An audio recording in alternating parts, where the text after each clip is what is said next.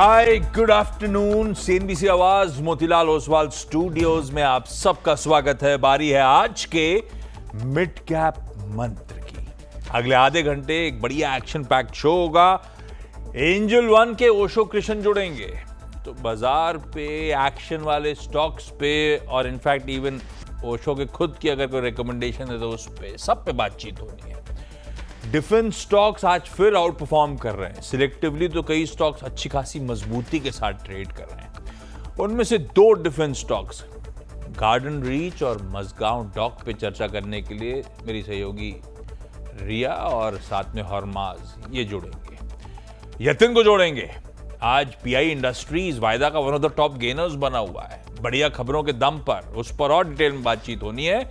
और ईवीज में अब ई ट्रक्स को भारत सरकार पुश देने की तैयारी कर रही है, बढ़ावा देने की तैयारी कर रही है। उस डेवलपमेंट पे दिल्ली से रोहन को भी जोड़ेंगे। तो बहुत कुछ है क्विकली, लेकिन पहले इस दोपहर की टॉप हेडलाइंस।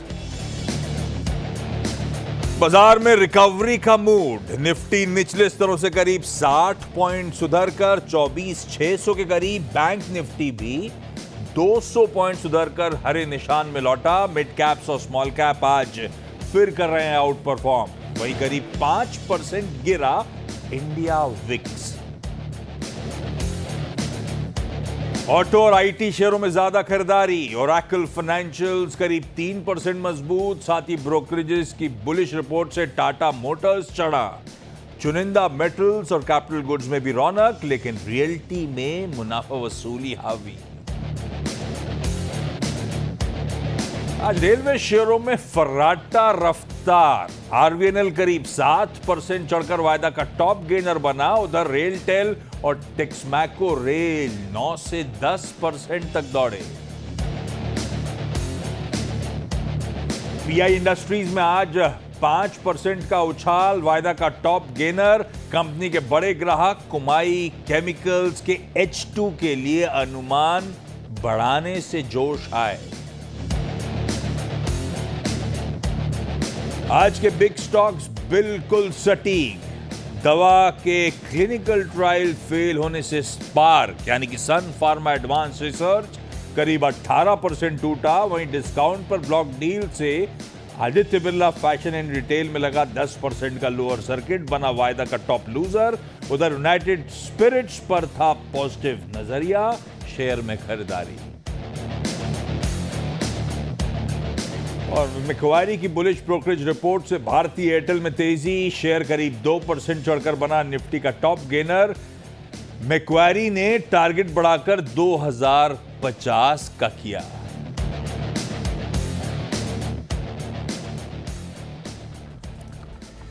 ठीक है, मार्केट्स 1/4% बढ़त के साथ निफ्टी और सिमिलर अप मूव सेंसेक्स में आपको नजर आएंगे। तो वैसे एक समय आज फिर लोअर हम 530 निफ्टी रखिए स्क्रीन पे जरा। 530 का लोअर थ्रेशोल्ड और 613 80-85 अंक के दायरे में। खैर ये अच्छी बात है कि हम दिन के हाईज को चैलेंज करने आए। कल जब सेंसेक्स की वीकली कॉन्ट्रैक्ट की एक्सपायरी हो रही थी, 24,600 का कॉल राइटर बड़ा एक्टिव था और रह रहे कि उसी थ्रेशोल्ड को हम इसलिए कह रहा हूँ इंपॉर्टेंट है जहाँ पे हम आके खड़े हुए हैं। और अच्छी बात यह है कि 24,500 जो पुट राइटर्स का जोन था और वैसे भी इंपॉर्टेंट स्तर थे क्योंकि 24,400 से 500 बड़ी इंपॉर्टेंट थ्रेशोल्ड थे, उसको रह के डिफेंड करने की कोशिश कर रहे हैं। पर हाँ, दायरे में ले दे के है एक कंसोलिडेशन वाला ही सेशन आज का हम कर रहे हैं। एक्चुअली कल के निफ्टी के वीकली कॉन्ट्रैक्ट्स की एक्सपायरी की तैयारी, तो उससे पहले का पेनल्टीमेट सेशन आपकी स्क्रीन पे स्पाइक ले रहा है भारतीय बाजार इस समय, ये अच्छी बात। बैंक निफ्टी इन ग्रीन, कुछ देर पहले जब अपडेट लिया था तो एकदम फ्लैट था, वहां से धीरे धीरे करके थोड़ा बहुत इंच अप करके अभी 75 पॉइंट ऊपर है। खैर ये अब तक की कहानी। सेक्टोरली क्योंकि कंसोलिडेशन बहुत सीमित दायरे में बाजार है, ऐसे कोई बड़े सेक्टर्स में कोई ऐसा मूव आ रहा हो जिसको मैं अलग से हाईलाइट करूं वो गलत है। एक बार काम करिए, निफ्टी की कंट्रीब्यूशन प्लेट स्क्रीन पर रखिएगा तो इंटरेस्टिंग है। एक तरफ एचडीएफसी बैंक बेहतर कर रहा था, शायद आम के आईपीओ के चलते, तो उसके सामने आईसीआईसीआई एक्सिस डिसअपॉइंट कर रहे हैं। ऐसी अगर कोई हैवीवेट रिलायंस और इन्फोसिस चलने की कोशिश करें तो उसके सामने आपको टीसीएस और लार्सन एंड टूब्रो जैसे हैवीवेट्स नजर आएंगे। तो इंटरेस्टिंग टसल है हैवीवेट्स के बीच में आज। खैर, दायरेबंद बाजार को ओशो और उनकी एंजल वन की टीम कैसे झेल रही है, ट्रेड ले रहे हैं नहीं ले रहे हैं, ये जान लिया जाए। ओशो 24,600 उसके उस थ्रेशोल्ड को बाबा चैलेंज करने आ रहे हैं, थोड़ा बहुत मोमेंटम पिकअप करने की कोशिश कर रहे हैं। खरीद लूं क्या निफ्टी को? Very good afternoon Ashish ji. Yes, अगर हम अभी तक देखें मार्केट बहुत ही लैकलस्टर ट्रेड दिखा रहा है, बट जैसे आपका शो स्टार्ट हुआ है तब से मार्केट में थोड़ी वोलेटिलिटी देखने को मिली है। एंड 24,600 बहुत स्ट्रॉन्ग सपोर्ट है, बिकॉज मैक्सिमम पेन अगर हम देखें डेरिवेटिव डेटा पे तो 24,600 पे ही है। एंड अभी जो पिछले 2-3 मिनट में जो ट्रैक्शन आया है, ये थोड़ा सा एक अच्छा मोमेंटम मार्केट में दिखा रहा है। तो यहाँ पे एक जो रिस्की ट्रेडर्स हैं उनके लिए बाइंग का बेट बन सकता है। स्पॉट पे 570 575 का स्ट्रिक्ट स्टॉप लॉस मेंटेन करें। एंड हायर लेवल्स पे मुझे लगता है 660 24,660 से 24,700 तक के टारगेट्स इंट्रा डे पे देखने को मिल सकते हैं। तो अग्रेसिव ट्रेडर्स ये सौदा बिल्कुल ले सकते हैं करंट लेवल्स पे निफ्टी पे। एंड अगर हम डेरिवेटिव डेटा की भी बात करें तो जितने भी डेटा हैं वो काफी ओवरसोल्ड टेरेन पे हैं। एंड एक्सपायरी के एक दिन पहले अगर ओवरसोल्ड टेरेन दिखता है तो मार्केट में थोड़ा सा पॉजिटिव डेवलपमेंट्स देखने को मिल सकता है, बिकॉज लॉन्ग शॉर्ट रेशियो 17% पे है, पुट कॉल रेशियो भी नियर अबाउट 7%, 0.7 के आसपास है। तो मुझे लगता है यहाँ पे एक अपॉर्चुनिटी है बाई की तरफ रुझान रखने का। But again strictly stop loss follow करना चाहिए, बिकॉज 20 डे के एक्सपोनेंशियल मूविंग एवरेज पे हम खड़े हैं। एंड बहुत दिनों के कंसोलिडेशन के बाद कल एक मेजर फॉल देखने को मिला था, तो आज थोड़ा सा पुल बैक अगर आता है तो उस पे हमें वो रैली पे अपने पोजीशंस बनाने हैं, उसी रैली पे अपने पोजीशन से एग्जिट भी ले लेना चाहिए। ये बात सही है। रिस्की ट्रेडर्स, ये वैसे शो शुरू नहीं हुआ, ओशो की शक्ल नजर आई स्क्रीन पे सबको, और देखिए निफ्टी में तेजी तूल पकड़ी, ये जलवे इनके। खैर, ये बात सही है कि रिस्की ट्रेडर्स के लिए बाइंग की अपॉर्चुनिटी होगी, क्योंकि है ओवरसोल्ड और एक्सेसेस हैं एक तरफ। भाई कल की क्लोजिंग पे क्या डेटा कह रहा था, 83% एफआई इंडेक्स पे शॉर्ट्स लेके बैठे। नेट शॉर्ट्स जो हैं 1 लाख के पार चले गए थे कॉन्ट्रैक्ट्स। तो एक्सेसेस तो हैं, थोड़ा बहुत मोमेंटम पकड़ लिया, तेजी तूर पकड़ी तो ओवरसोल्ड टेरिटरी से तेजी बढ़ सकती है। तो इसीलिए शायद ओशो कह रहे हैं रिस्की ट्रेडर्स के लिए समीकरण बढ़िया बैठ रहे हैं। आप चाहें तो निफ्टी पे लॉन्ग जा सकते हैं। इस समय ब्रेथ इंप्रूव हो रही है, दूसरी अच्छी चीज है 3:2 हो चुकी है इस समय एडवांसेस के फेवर में, यानी कि 60% शेयर्स इन ग्रीन इस समय ट्रेड करते हुए। तो कल और आज के बीच में कुछ तस्वीर बदली है, हल्की हल्की सुधरनी शुरू हुई है। Adani enterprises, Adani ports Nifty के दोनों कल पेन में थे, क्योंकि ग्लोबल खबरों के बीच में दिक्कत आई थी। तो आज थोड़ा बहुत बेहतर शेड में काम करते हुए आपको नजर आएंगे। Osho, HDFC bank stand out कर रहा है बाकी पीयर्स से, प्राइवेट बैंकिंग मेजर्स से। एचडीएफसी बैंक के लिए खबर भी अच्छी थी, मोमेंटम तूल पकड़ रहा है, ये चल गया, काम हो जाएगा। कैसा पोजीशन नजर आ रहा है एचडीएफसी बैंक इस समय? सी ओवरऑल आज के लिए तो काफी अच्छे पॉजिटिव डेवलपमेंट्स दिखाई दे रहे हैं, बट ओवरऑल अगर हम देखें तो अभी जो इसका डेविएशन हुआ था शॉर्ट टर्म मूविंग एवरेज से, वो वापस से अपने डेविएशन को कूल ऑफ करते हुए दिखाई दे रहा है। दैट मीन्स एक कंसोलिडेशन जोन पे है। तो मुझे लगता है इसमें फ्रेश मोमेंटम आने वाले 1 से 2 दिनों में देखने को मिल सकती है। 1955 से 1960 एक मेजर हर्डल है इसका स्पॉट लेवल्स पे। इसके ऊपर जैसे ये काउंटर निकलेगा, यहाँ से नियरली 45 से 50 पॉइंट्स की रैली हमें देखने को मिल सकती है। तो नियर अबाउट 2000 से 2020 तक के टारगेट्स हैं बिल्कुल शॉर्ट टर्म में।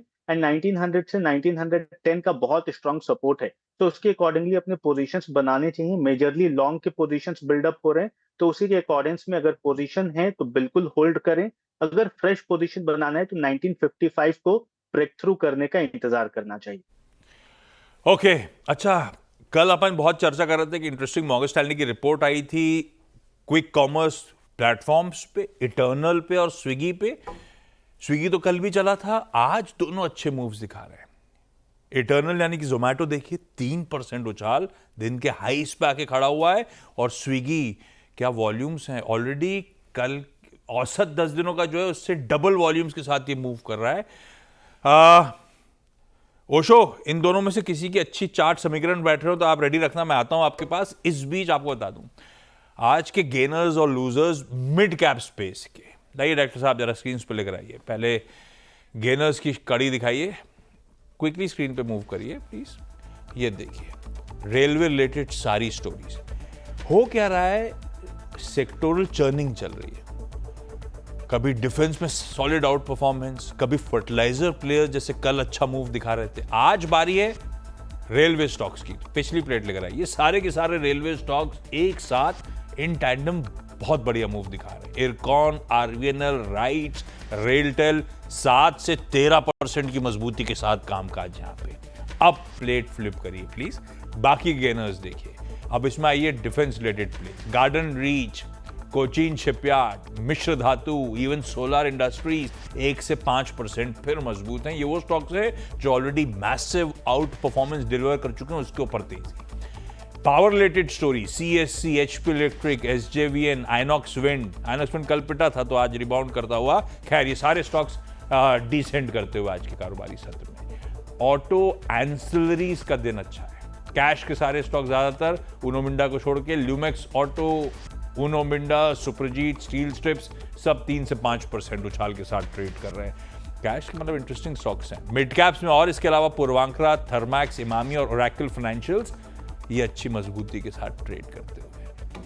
क्या दिक्कत में चोला, इंडिया सीमेंट्स, कोलते पाटिल, करूर वैश्य। खैर स्क्रीन पर आते रहेंगे। 1.5 से 3% के आसपास का दबाव। ओरेकल फाइनेंशियल में देख रहा था क्या रीजन है कि इस तरह का आउट परफॉर्मेंस, क्योंकि वायदा के one of the top gainers में ओरेकल, ओएफएसएस का स्टॉक स्क्रीन पे लेकर आइएगा। असल में एनवाईएसई में जो ओरेकल कॉर्प है वो भी कल 2% मजबूत था, और पिछले 1 महीने में ओरेकल कॉर्प का शेयर वहां पे डबल डिजिट गेन 10% से ज्यादा चल चुका है, क्योंकि नंबर्स आने वाले हैं मेरे ख्याल से अगले 1 हफ्ते के अंदर, और उन नंबर्स से एंटिसिपेशन बढ़ रहा है।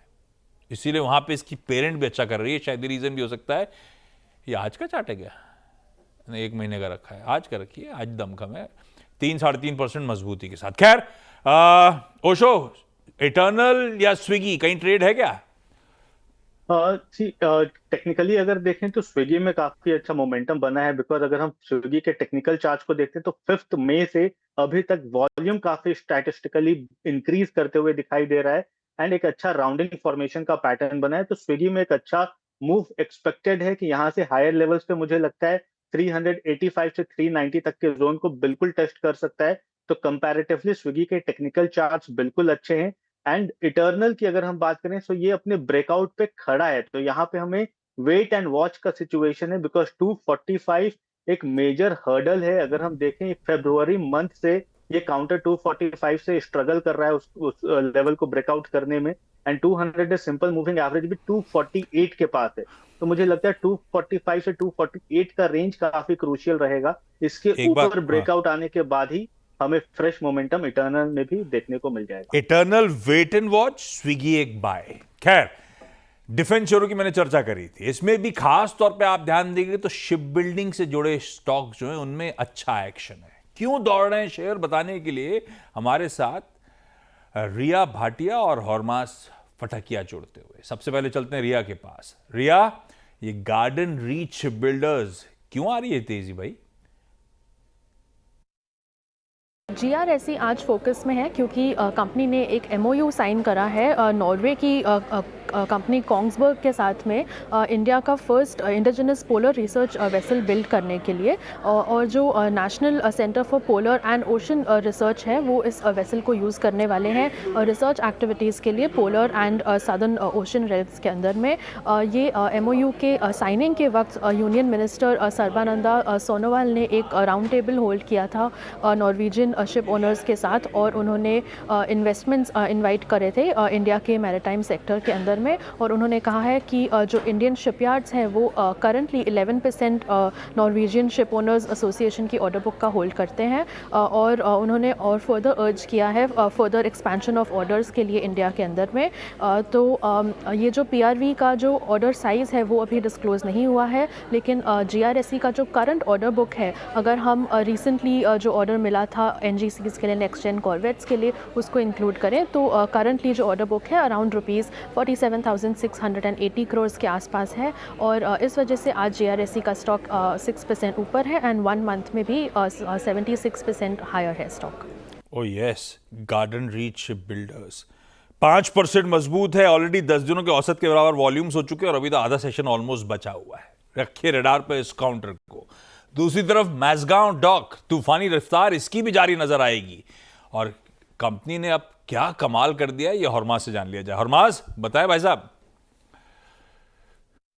इस सारी बात का लोहा तो बाजार ने भी माना है और सारे शिप बिल्डिंग स्टॉक्स पे अगर आप नज़र डालें तो सभी ने गजब की तेज़ी दिखाई है पिछले 1-1.5 महीने के अंतर में और मैसगांव डॉक भी उनमें से एक है। आज का जो डेज हाई था उसमें मार्केट कैप जो मैसगांव डॉक की थी वो 8 निफ्टी कंपनी से ज़्यादा थी और जो डेज हाई पे उसकी मार्केट कैप थी वो लगभग 1,43,000 करोड़ यानी कि 1.43 लाख करोड़ की थी।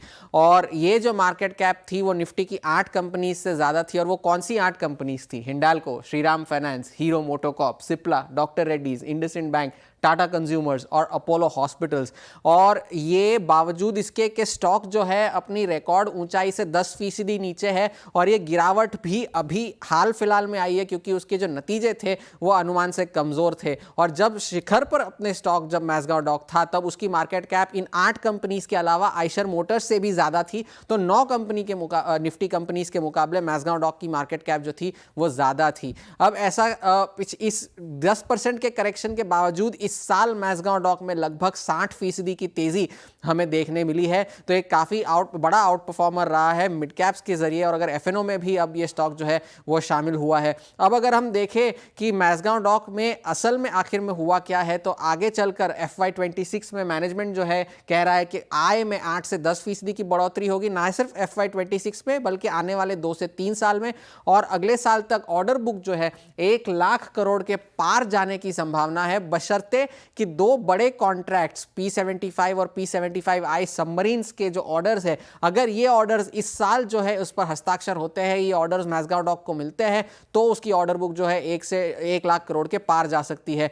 और जो सबमरीन्स के ऑर्डर की वैल्यू है लगभग 30 से 40 हज़ार करोड़ के बीच में है और ये मैनेजमेंट का कहना है कि अगले महीने तक इन ऑर्डर्स के आने की संभावना है।